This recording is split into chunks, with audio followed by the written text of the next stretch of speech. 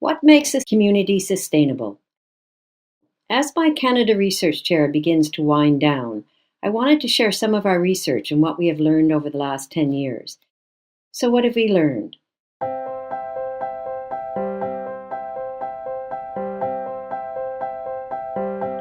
The importance of dialogue. We are storytelling creatures. We develop meaning and purpose through our stories and share common goals for the ways forward, so critical to robust democratic systems.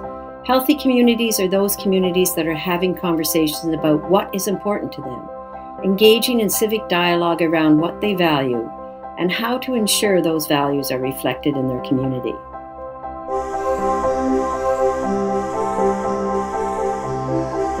Our exploration of degrowth and climate change innovation has only convinced me more than ever that the rules of the game have to change, and governments must move rapidly to get out of the way of civil society and private sector innovations to become drivers rather than barriers.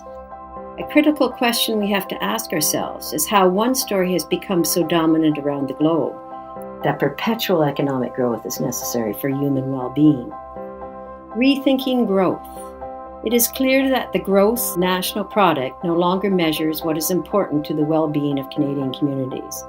We lurch from bust and boom cycles of resource exploitation rather than sustainable resource management.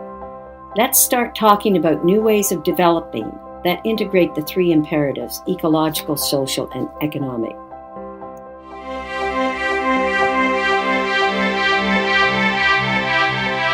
Knowledge mobilization. John Robinson and I wrote in 1995 that we have enough knowledge, enough information, and enough science to act now on implementing sustainable development. We have even more now. So how do we speed the exploitation of knowledge across this country, between sectors, and accelerate the take-up of innovation between communities?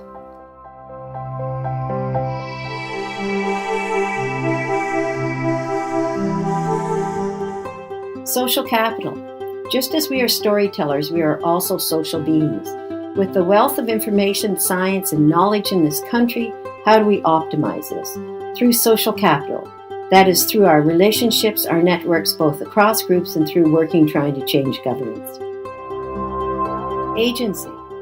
It's the difference between getting by to getting ahead. It's all about human agency, the will or intent to act.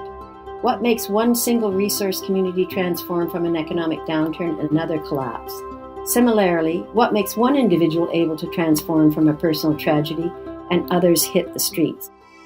Sustainable infrastructure. There are 4 stages in how an ecosystem develops. They move from exploitation to conservation or maintenance of the system, to release, to renewal.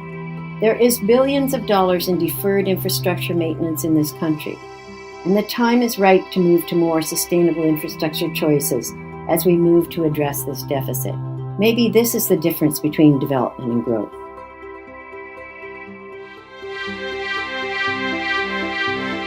Innovation. Social innovation is inherently collaborative. It cannot be done in isolation from working with and through other people. Partnerships, strategic alliances, coalitions, friends, and family. Vitality. There are many things that contribute to both human vitality and community vitality. Vitality is the difference between merely surviving and thriving. This flower also maps my website, and I encourage you to go deeper into the nectar of each flower and find out more information on all of the things we have learned. That brings me to edging forward. I will be writing not exactly a sequel to my book, At the Edge, but a call to action based on my research in communities over the last decade. We know that we have been going down the wrong rabbit hole. Hopefully I can face the tyranny of the great white page and, like Alice, convince you that we all don't have to be mad here.